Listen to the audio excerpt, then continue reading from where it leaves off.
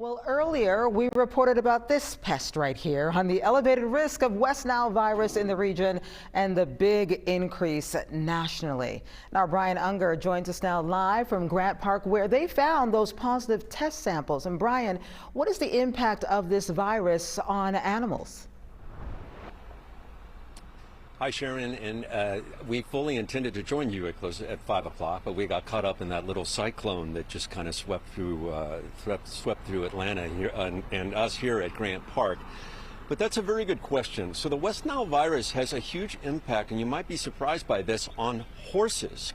Horses account for almost 98% of non-human infection of West Nile virus. And thankfully, there is a vaccine for horses. So if you are an equestrian, you have livestock, even cattle, you might want to consider talking to your vet about the vaccine. In 40% of horses, there is a permanent neurological damage, so it's important to consider this vaccine. Let's talk about cats and dogs, though. It's kind of like an inverse here. We spoke to experts at Emory University here in Atlanta, and it's very old cats and dogs and very young cats and dogs, or compromised dogs or cats, that are most susceptible to infection.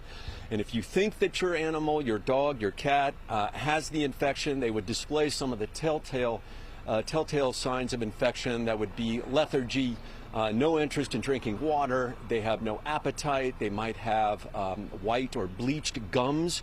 Should definitely consult your veterinarian for that.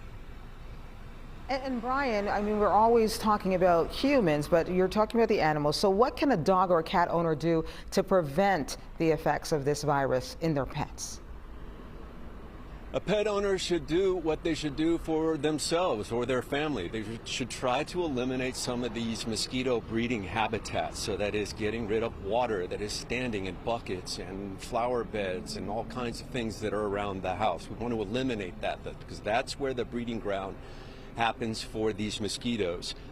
There are natural repellents, Sharon, for cats and dogs that you can get at pet stores, but a couple of things: avoid citronella.